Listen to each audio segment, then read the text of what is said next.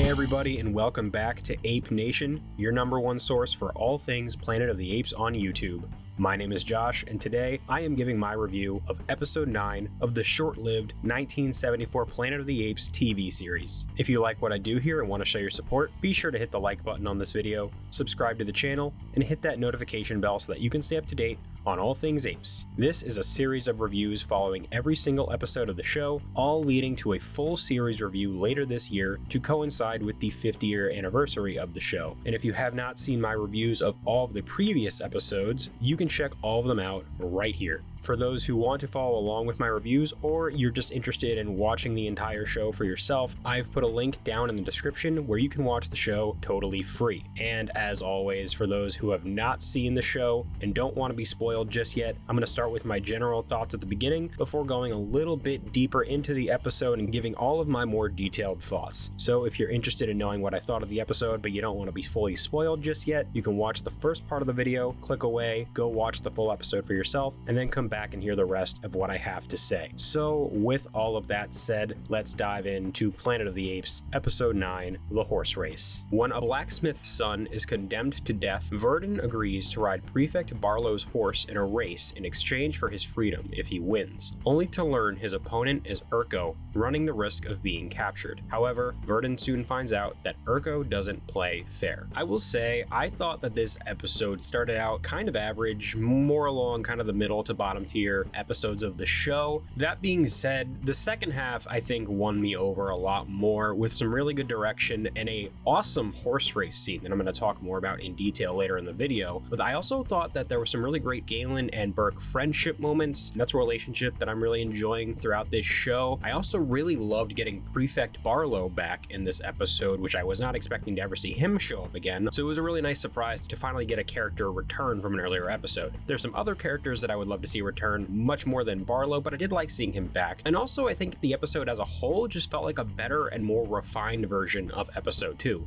which also had Prefect Barlow in it. I thought there was some really exciting action towards the end, and overall it was a really rock solid episode of the show. It's not one of the best. The story for the most part is pretty generic and it's really elevated by the direction, but overall it is one of the more enjoyable episodes that we got. So getting a little bit deeper into the episode, like I said before, I really enjoyed seeing Prefect Barlow return to the show, and I liked how he was used here. He was used similar to how he was used in episode 2, just as the runner of the games, but in this episode I think he had more to do with the plot. He had a bit more involvement in the actual story going on, and I think that actually getting to spend that additional time with him in this episode and getting to know him and getting to know his personality a bit more, I actually ended up liking him a lot more than I did previously. So I like that this episode finally took a character from another episode that I liked but I didn't love and made me appreciate them and enjoy them more, which is something I was hoping to get a little bit more out of this show, but as I've realized and learned over the course of the show isn't really how this thing works. But I do like that they did it at least a little bit here with Prefect Barlow. I also think that the show has finally really found its stride by this point. I think this episode very much encapsulates all the best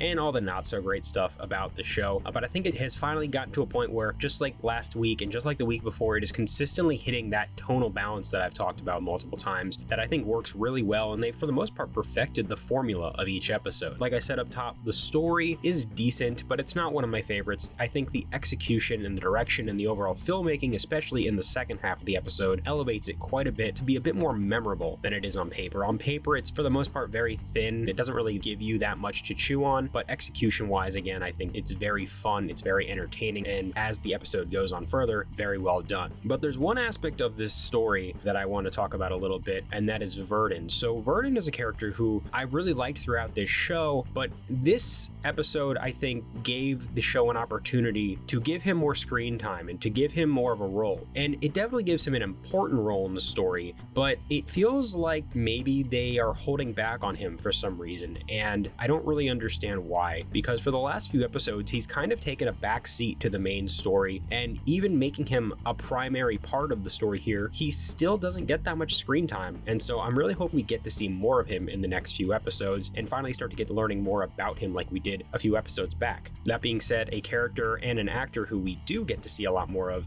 is Roddy McDowall as Galen, who continues, in my opinion, to be the best part of the show. I think he continues to be both funny and able to bring the majority of the heart that is needed to this show to make it work. I really enjoyed him in this episode. I also specifically really love the Galen Burke friendship that we see more of in this episode now that it's really well established, so they can kind of just have it and interject it here and there. And I'm excited to see even more scenes of the two of them just being really good friends, because I think the two actors have great chemistry together and I really enjoy seeing them on screen. When it comes to some other characters in the episode though, I think Martin and his son, they were fine, but they're for the most part very forgettable characters. They only really serve the purpose of launching the episode into motion, launching the story into motion, and being motivation. But beyond that, there's no real reason for them to be there, and I found them generic and very dull. And then one other character I wanted to talk about is Aldo. I'm really glad we're getting to see more of Aldo again. We got a bit more of him in the last episode. I thought he felt like a bit more of a presence, and I really enjoyed that. And then in this episode, he actually gets to be a part of the main story, and I do like that we finally get to see him as a full villain now. He's pretty ruthless in this episode. That being said, I do think he's starting to feel a bit generic, and I wish he was given more interesting story to work with like he was in episode 3, which really made me like the character. I'm getting pretty nervous that by the end of this show, and unfortunately because it never got to finish, that's all he's ever gonna really get to be. I hope that's not the case. I still think the character shows a lot of potential and he does do a lot of great things, but I just have this sinking feeling that by the end of this show, he's just gonna be, for the most part, a pretty one-note generic villain that does get to do some great stuff and does get to do some interesting stuff in certain episodes, but for the most part will end up being kind of wasted. But we'll see. Obviously, I have not finished the show just yet. And then, like I mentioned earlier, specifically about the second half and specifically about the racing scene, I thought it was so well done. The race between Urko and Virdon is really fun. I think it's really well directed. It had me actually on the edge of my seat, and I'm not using hyperbole there. I was actually really into it. I was gripping my seat, and it was one of the few times this show has really done that, specifically with any of its action scenes. And I was surprised at how invested I was at that moment, but I just think it was the execution, the direction, and the overall filmmaking of it all. It was really tense, and I thought they pulled it off excellently. Creating that tension is something I've mentioned a lot throughout this show when it comes to the direction of certain episodes and certain scenes, and while I don't think it quite tops some of the stuff I've mentioned previously, specifically in episode 3 and episode 8, but it comes pretty close at times, and I thought they did a really great job. And specifically, even going beyond the race, I thought the last 10 minutes were a lot of fun and just full-on chaos and really awesome, and it was something I think the show kind of needed, specifically the episode kind of needed, to inject a bit more energy into it, and I really enjoyed it. It just goes completely off the rails, but in a good way. It's a lot of action, a lot of intensity, and also it gave me something that I never thought I'd actually see in Planet of the Apes. And of course, this show's been around for almost 50 years now, so it's been at my disposal to watch all this time. But of course, this is my first time watching, so I didn't know about it until now. But that is a moment where an ape actually acts like an ape in one of these. There's a shot towards the end where Galen is climbing up like an ape, like a chimpanzee, and that's something we just don't ever actually get to see with the ape characters because they're so evolved and so much more sophisticated beyond primitive apes. So it was actually really fun getting to see Roddy McDowall perform that way in the original Planet of the Apes universe.